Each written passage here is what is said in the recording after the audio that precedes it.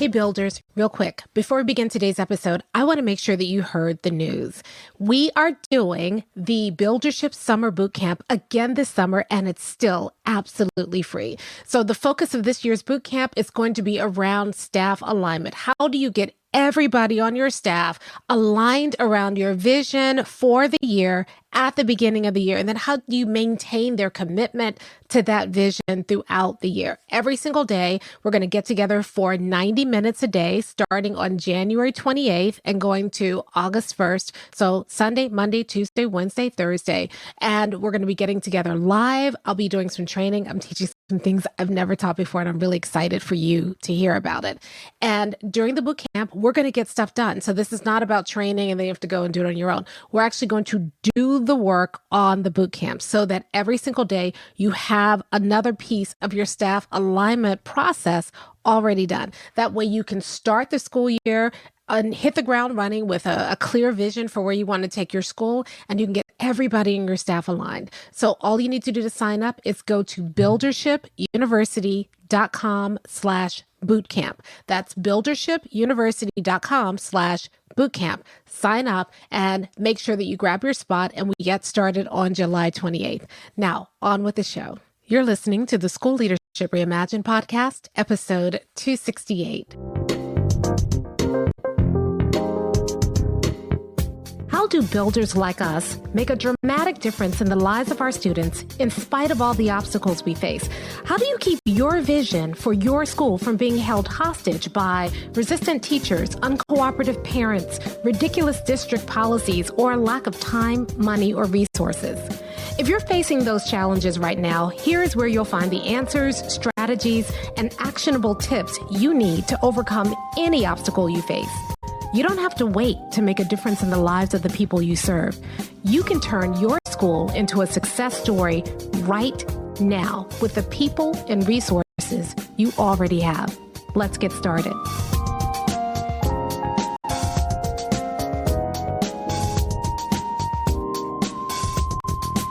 Hey builders, welcome to another episode of the School Leadership Reimagined podcast. I'm your host, Robyn Jackson, and today we are continuing our Summer of Success series. Today we're going to talk about something that I see a lot of people struggling with, and that is, how do you set high expectations, and how do you do it in a way that doesn't alienate people, that doesn't make everybody accuse you of being, you're just pushing for your vision and you're not thinking about who we are and you're going too fast. And, how do you set and maintain high expectations of your staff all year long?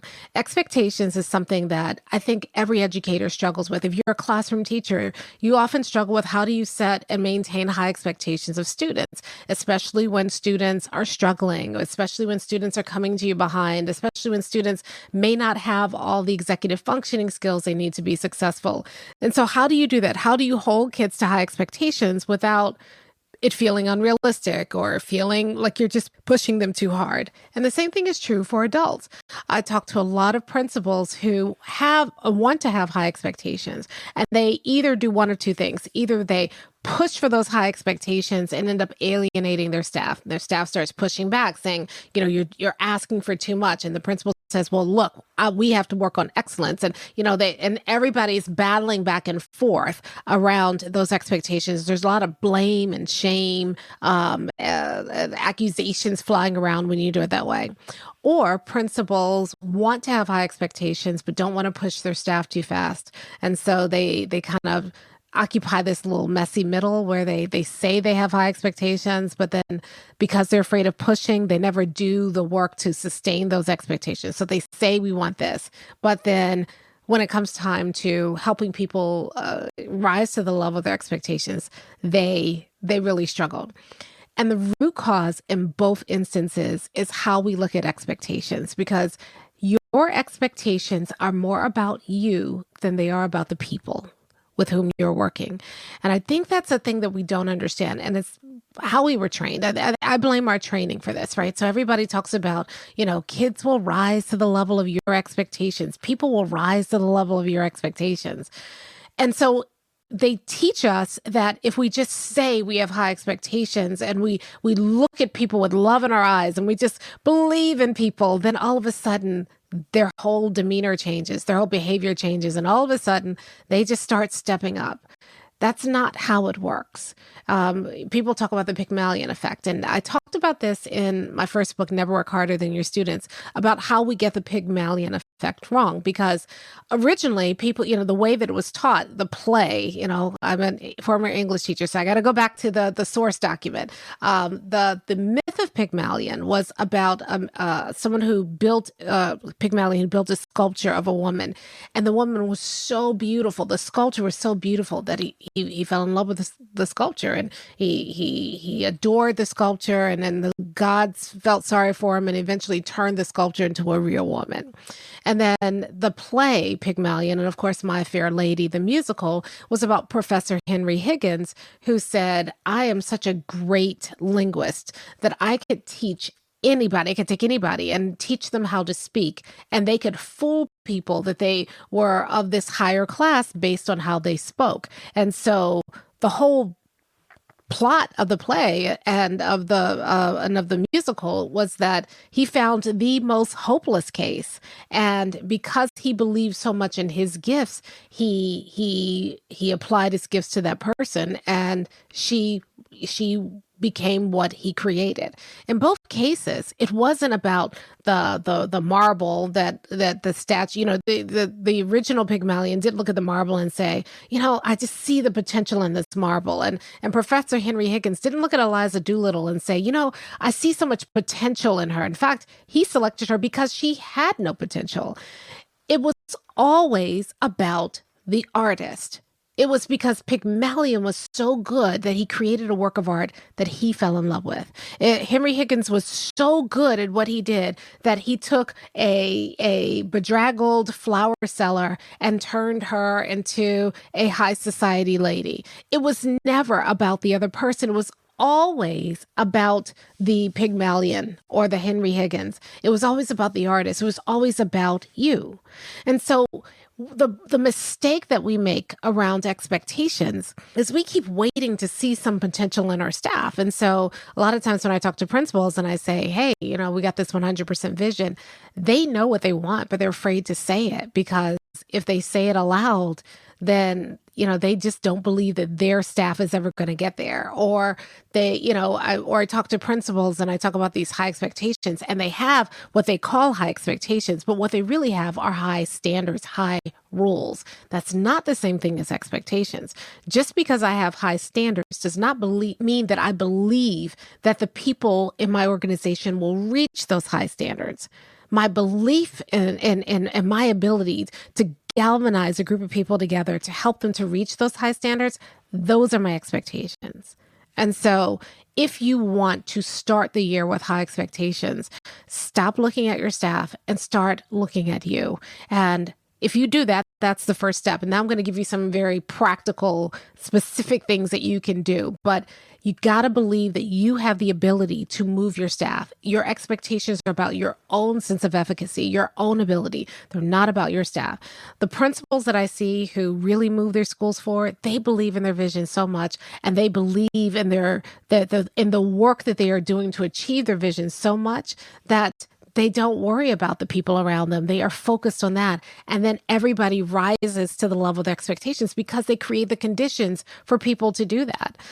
So if you want to be the kind of principal who not only has high expectations, but you are able to help people rise to those high expectations without cracking the whip on people all the time, then you want to stay tuned, because we're going to go through some very specific things that builders do to set high expectations and then maintain those high expectations. All right. So this is going to be pretty kind of, tactical. So, let's dive in. So the first thing that builders do is builders understand that there's a difference between organizational expectations and expectations around a role. The mistake that a lot of people make is they conflate the two, and they're very different. Organizational expectations are expectations about how we operate as an organization, how we work together, what is our identity, and how we show integrity, and how we create impact. Those are the organizational expectations. The role expectations are expectations about how somebody fulfills a particular role, like teacher or custodian or main office secretary. Those are they're organizations. They're like the umbrella organizational expectations. Sorry, they're the umbrella over which the kind of over that everybody is expected to rise to. But then there's specific expectations that are in the role. So you need to understand the difference, and here's why. Everybody is expected to meet those organizational expectations, because that is really not about a person. It's really about who we are as a school, how we help children as an organization, or how we are as a district. So those organizational expectations have to be big enough that everybody can find a space around. And a lot of times we stop at organizational expectations, but there are expectations around certain roles, and we kind of let those slide sometimes. What if someone is a team leader or someone is a third grade teacher? What are the expectations? How does that specific role help you fulfill your vision? Do people know that? Do you understand that? And if you don't, it's no wonder people aren't rising to the level of your expectations. So let's talk about organizational expectations first, because if you don't have these, the role expectations won't matter. So organizational expectations, the way that you set them, you all already know this. I bet you can guess what I'm going to say next, right? It's your vision, your mission, and your core values. We want to make it a whole bunch of rules, and you have to be here on this particular time, and you have to, spend this number of minutes a day on, reading, or you have to submit your grades by this date. And we just look at the rules and we think those are our high expectations. Your vision, mission, and core values are bigger than any set of rules.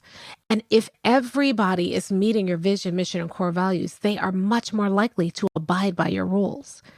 And so you have to be really careful that you don't think expectations or treat expectations like rules. They're not. Our expectations are everybody is working towards this vision.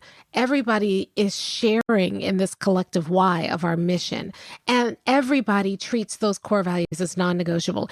If you just did those three things, that's enough of a level of expectations that will transcend, conversations about rules. Those conversations change. So I was talking to a principal the other day, and she was saying that in the past, she would have teachers who maybe sliding in a little late, or, not getting the IEP paperwork to the special education team in time for IEP meetings, or, doing things that are really annoying, kind of hurt the organization's ability to serve students. And in the past, all she could do was write people up, set deadlines, make announcements, chase, check, and correct people. And she said the moment that she created vision, mission, and core values, the core values and the vision and the mission began to drive those conversations. It became less about enforcing rules and more about helping people stay accountable to the vision, mission, and core values. So she said she had a teacher who wasn't getting her IEP paperwork in on time, and was really creating making it hard for the IEP meetings. And one of their core values was to, it was very similar to one of our core values, which is the drama-free work environment.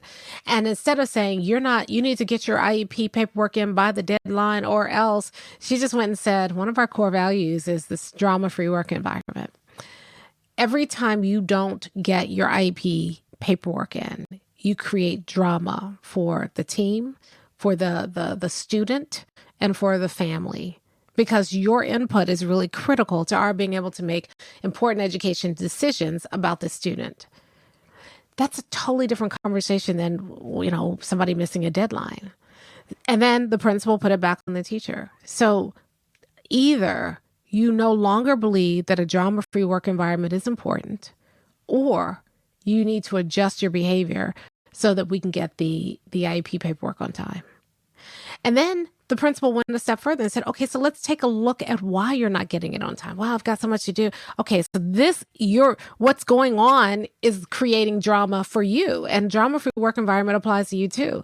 Let's take a look at what you've got going on and how do we streamline things so that you can do that. And they worked on a better system for, completing the IEP paperwork.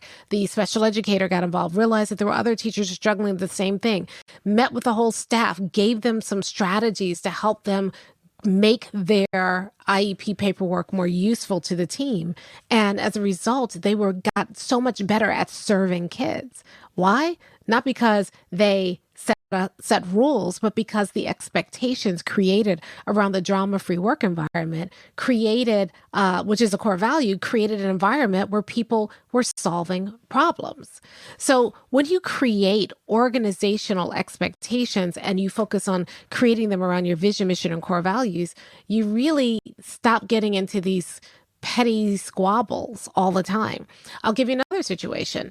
Let's say that the teachers originally agreed to a set of core values because they didn't really, even though you tried to tell them you were going to be running everything by the core values, they didn't take you seriously. And now you have a vision, you have a mission, you have core values, but the teachers are starting to push back. They're starting to say, those aren't I never agreed to that. I felt kind of coerced into these core values, whatever they say. Well, you don't have to worry about it. You can say, okay, let's come back together and let's have a core values conversation. And you reopen the conversation. And you say, there's some people here who feel, even though they agreed in front of everybody to these core values, they no longer feel that these core values are valid, or they disagree with how we're interpreting the core values. So because they are ours, they don't belong to me. I don't enforce core values. Core values are the baseline agreement that we have about how we work together as a staff. So if we no longer agree to those core values, then we need to create new core values. And notice how it doesn't put it back on you. You're not the bad guy. You said you didn't agree to these. Well, I didn't say, no, you said that I forced them on you. So, okay, we're back. Let's get a new set of core values. What should our core values be? This is clearly negotiable to you. So what would be non-negotiable? And you put it back on them. And when you do that, you set the expectation that they have to be truly non-negotiable. And if they're not, then we're not going to play around with them. We're not going to put them up on the wall and not really live by them. When you do that, you set and uphold high expectations, not because you are enforcing them, but because you're creating an environment and continuing to bring people back together until they agree to those expectations. And then once they agree to them, then you don't have to enforce them. They hold themselves and each other accountable. And the moment they stop doing that, then you say, let's come back to the table. So there's a difference between the way builders set and enforce high expectations, or uphold high expectations, and leaders. As a leader, you're taught, okay, we've got the core values and we have this wonderful experience where everybody agreed, or we've got a vision and we have this wonderful experience where everybody bought into the vision, or we have a mission. We have this wonderful experience where we co-created the mission. Now I've got to enforce it. No, you don't. Those set expectations, and part of those expectations, the reason that builders do it the way we do it, which is to co-create them, the reason we do that is so that you don't have to enforce it, so that you can set those high expectations, but you're not setting it for other people, they're setting it for themselves. And then part of that is that you have an expectation that you don't have to police them, they police themselves. You don't have to enforce it, they hold themselves accountable. Do you see the difference? When you are a leader, you have to run around and enforce it. And if you feel like you're doing that, then you need to take a step back, because that's not what builders do.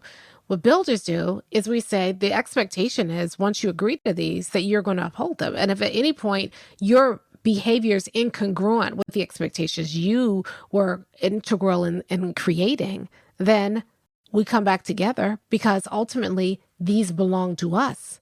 And if you're no longer following them, or you start to recharacterize how we did it, then we have to come back to the drawing board, because that's not how we do things here. Do you see the difference? I hope you do. Okay, so organizational expectations, the way you set them, vision, mission, and core values. Hey, it's Robyn here. Real quick, I just want to interrupt this episode for just a second because if you are enjoying what you're hearing, then would you mind sharing this episode with somebody else? So all you need to do is just go to your phone, if you're listening to it on your phone or your podcast player, and then click the three dots next to this episode, and it'll give you the option to share the episode. Now, if you do that, three things are going to happen. First, the person that you shared with is going to think you're a hero, especially if they're struggling with what we're talking about right now. They're going to love you. Secondly, you're going to feel good because you're going to get the word out about buildership and start building this buildership nation. And third, you will get my eternal gratitude because I really want to get this out to the world and you'd be helping me out. You'd be doing me a huge favor. So please share this episode with someone right now who's dealing with this same issue, someone you think would really benefit. And now back to the show.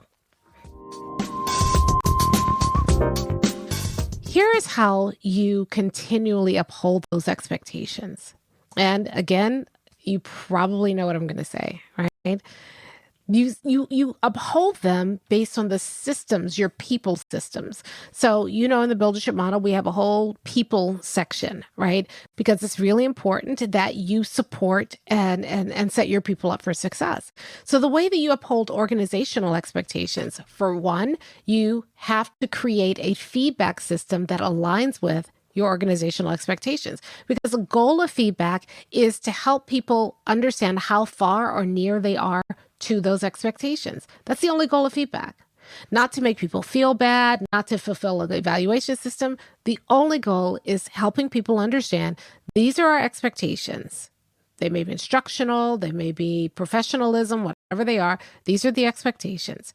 Here's where you are in relation to the expectations. That's it. That's why builders give feedback that creates ownership, because you give people that information.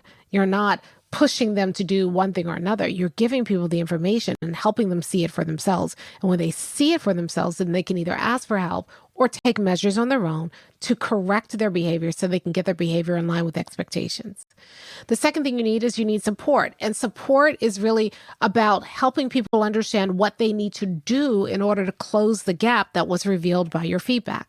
So that support is really empowering because you're saying, hey, I believe you can get here. Here's where you are. That's what your feedback does. Support says, here's the next thing you need to do to start closing that gap so you get closer and closer to where I know you're going to arrive. And that's why support is very empowering when you do it like a builder, because again, it's not about you going in and treating people like they're broken. It's about saying, okay, we've already agreed there's this gap here. Now, let me give you some tools, let me give you access to things. Let me give you the time, the space, the opportunities and the support to really help you grow in the areas the feedback has revealed you need to grow in so you can reach those expectations. The third thing, is accountability. Accountability is about helping people really understand what are those organizational expectations. So accountability is not about going and saying, hey, I caught you. You didn't do something you weren't supposed to do. Accountability is about saying, these are the organizational expectations. This is what it looks like. And so that people know what they can be accountable to. A lot of times we get mad at people for not being accountable. They think they are being accountable because neither of us knows what we're truly being accountable to. Real accountability, when you do it like a builder, is about laying it out so it's very clear about what the expectations are. So everybody is clear about that. And then finally, culture. Those are what organizational habits and stories do we need to create so that we have an environment that reinforces those expectations. So you're not doing the work. The culture is doing the work. You're not running around chasing and reminding people about the expectations. The culture keeps those expectations before people. The culture creates the conditions for people to fulfill those expectations. That's how you create organizational expectations. You set them with your vision, mission, and core values, and then you reinforce them with how you give people feedback, how you give them support, how you create accountability, and how you create culture, right? Now, by the way, we're doing a Buildership Summer Boot Camp. We're going to be talking about feedback, support, accountability, and culture through those lenses. Now, you may have been to boot camps before, and we've talked about feedback, accountability, and culture and support in the past, but we've been always talking about kind of how to set those systems out. This year, we're doing it a little differently. differently. And we're going to show you some very important things you need to be putting in place now and helping you do that so that your system, whatever system you use, really does uphold those organizational expectations and sets people up to be successful this year and gets people aligned around your vision, mission, and core values. Little commercial, go to buildershipuniversity.com/bootcamp to sign up for the bootcamp, and it starts on July 28th. Okay, those are organizational expectations. But there's another set of expectations around the role that people play in the school. And the way that you set those is really around creating success criteria. So a lot of times we hire people, okay, you're going to be the new team leader. You're going to be the instructional coach. You're going to be the third grade teacher. And then we just assume they know what that means. And we don't sit down and say, as a third grade teacher, this is how you know you are doing it the way that we expect it to be done. These are the success criteria. We might give people rules, we might give them a curriculum, but then we come in and start like checking things off a checklist, or, I hope you know your teacher evaluation system. We never sit down and talk to people about what it really means and help them understand it. We just expect people to fulfill expectations that haven't been clarified for them. So the first thing you want to do is you want to say, what are the success criteria? How will I know that I'm going to be successful in this role? What does success look like for me in the role that I am playing? Right? So those of you in Buildership University, this is all in level 4. So if you're trying to do this, if you're onboarding new people now, you can look at level 4, and level 4 will show you how to do success criteria. All right. So the first thing you need is success criteria. And then you need to help people understand, okay, these are the outcomes that show me that you were successful, right? And the outcomes are behaviors. They're not like, if you're successful, 100% of your kids are going to be, get an A or B, right? The success criteria is, did you do the work that we've identified as really critical for 100% of your kids to be making an A or B or whatever it is you want, So the success criteria are really important. How you write them is really important. Maybe I should do a podcast on just how to write success criteria later on. I'll make a note and try to think about doing that. But the important thing is you have to be clear about what success looks like. And then the second thing is, after I know what success looks like, you have to be clear about what's the best way to get there? And so for those of you in BU, this is your accountability architecture. This is about laying out what does the system look like? So I don't just say, hey, plan lessons, but this is what an effective lesson is, success criteria. And this is the process that will help you get that effective lesson. You can give people choices if you want, but you have to have thought that through. You can't expect people to make that up. And then the third thing that you need is that you need people to understand how the role they play works in the bigger organization, right? Not just you're a third grade teacher, but what is it that has to happen in third grade in order for us to achieve our vision? What do you need to accomplish with kids? What does third grade need to be in order for us to achieve our vision? It's not just a team leader, but what does the team leader do? How does the team leader galvanize the team to achieve our vision?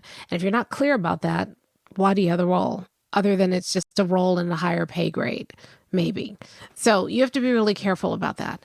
And then finally, what metrics are we going to use to see how well you're doing with your success criteria?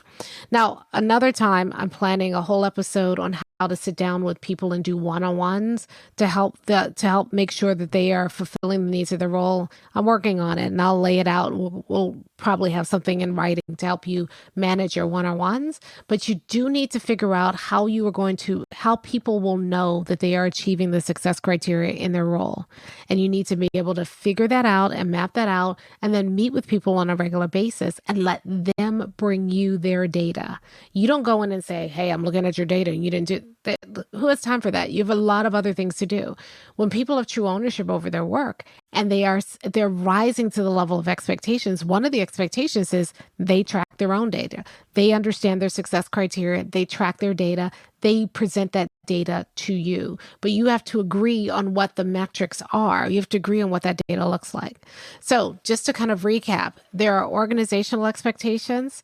Those are set with your vision, mission, and core values, and they are sustained through how you give feedback, support, accountability, and culture. And then there are role organizations. And those are really set by success criteria, making sure everyone's clear about what success looks like in that role, and then what the process needs to look like in order to achieve those success criteria, and what metrics we are going to be using to be able to track progress. If you do those things, you can set high expectations that don't feel personal. It's not about you trying to motivate and galvanize people. It's about putting systems in place to help people understand what the expectations are and to help people rise to the level of those expectations. It's good to have high expectations, but those high expectations, just because you have them, just because you say, hey, I really want us to be here, doesn't mean people are going to rise to those expectations unless you put things in place that set them up to achieve those expectations. Then I don't have to believe in your innate ability or your motivation or your passion for kids. I can believe in my systems. I can believe in the clarity that I have. I can believe in the supports that I put in place. Those things I can believe in.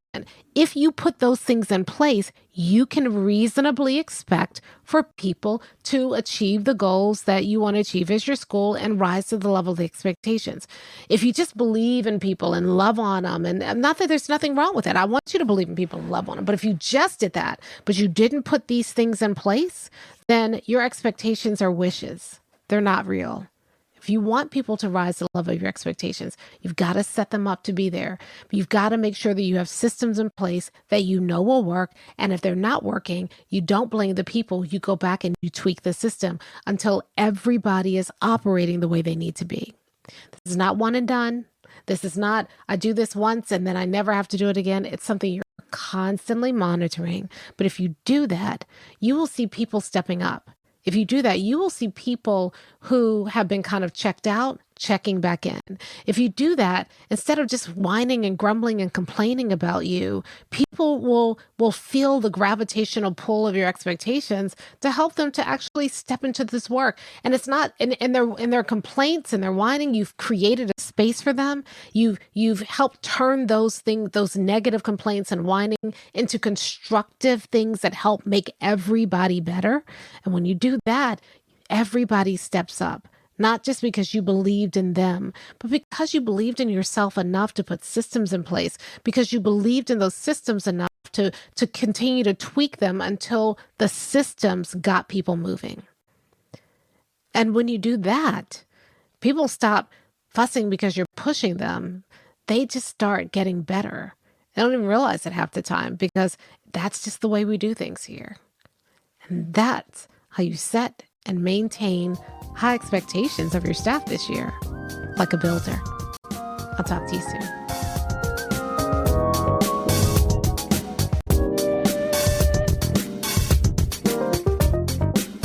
Hey, if you're ready to get started being a builder right away, then I want to invite you to join us at Buildership University. It's our exclusive online community for builders just like you, where you'll be able to get the exact training that you need to turn your school into a success story right now with the people and resources you already have. Inside, you'll find our best online courses, live trainings with me, tons of resources, templates, and exemplars, and monthly live office hours with me where you can ask me anything and get my help on whatever challenge you're facing right now.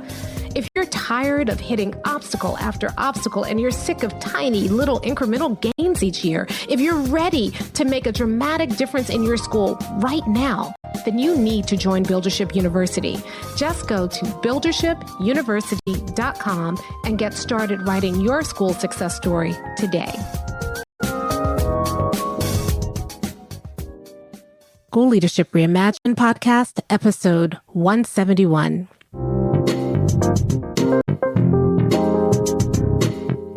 How do builders like us make a dramatic difference in the lives of our students in spite of all the obstacles we face? How do you keep your vision for your school from being held hostage by resistant teachers, uncooperative parents, ridiculous district policies, or a lack of time, money, or resources? If you're facing those challenges right now, here's where you'll find the answers, strategies, and actionable tips you need to overcome any obstacle you face.